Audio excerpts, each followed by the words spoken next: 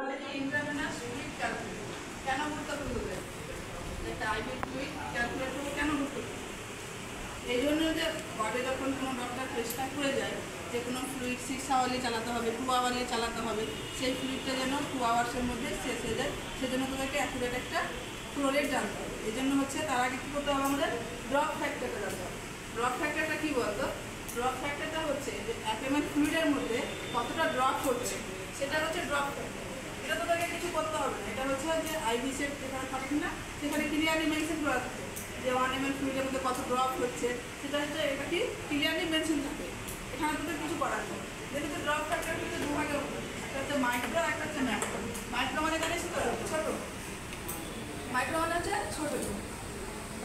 ছোটতে কি বলতো, 1 ml যখন ফ্লুইডে হচ্ছে 60 ফোঁটা হচ্ছে, সেটা হচ্ছে মাইক্রো।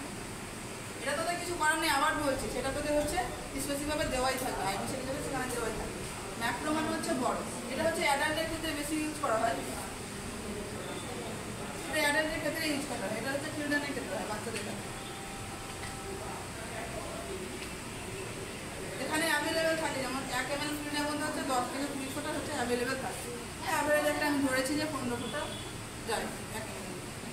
এবার আমাদের যদি ফ্লো রেটটা জানতে হয়, ফ্লো রেট কিন্তু কত কীভাবে যাবে, ফ্লো রেটটা হচ্ছে 1 মিনিটে কতটা ফোঁটা যাবে, সেটা যদি জানতে হলে আমাদেরকে একটা হচ্ছে টোটাল ফ্লুইডটা জানতে হলে কত ml আছে। ফ্লুইডটাকে হচ্ছে যদি তোর লিটারে দেওয়া থাকে তাহলে সেটাকে ml এ কিন্তু কনভার্ট করতে হবে।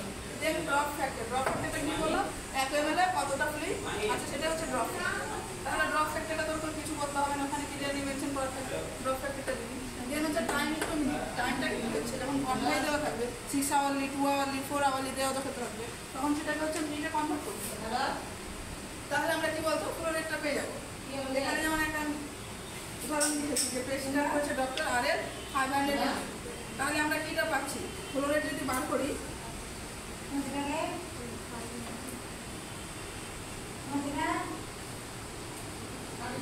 আমাদের সূত্র লিখেছিল টোটাল ফ্লুইড, তাহলে এখানে ফ্লুইড কত আছে, তাহলে 500 ml এখানে ফ্লুইড আছে।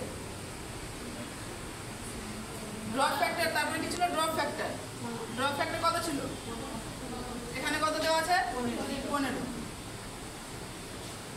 কত আওয়ারলি বলেছে এখানে 4 আওয়ারলি, তাহলে আওয়ারকে যদি মিনিটে কনভার্ট করে তাহলে কি করতে হবে, 60 দিয়ে গুণ করতে হবে। তাহলে এখান থেকে কি ছোটবেলায় যখন কাটাকাটি করেছিস 15 কে 4 আসছে, 4 1 4, 4 3 10, আচ্ছা ঠিক আছে তো, 4 5 করে ঠিক আছে, দিয়ে 4 দিয়ে আবার 3 4 12, 3 4 1 4।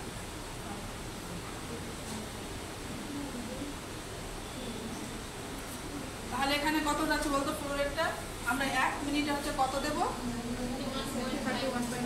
31.5 হচ্ছে আমরা ড্রপ ফ্লুইড দেবো। এটুকুনি ক্লিয়ার, ক্লিয়ার এটুকুনি।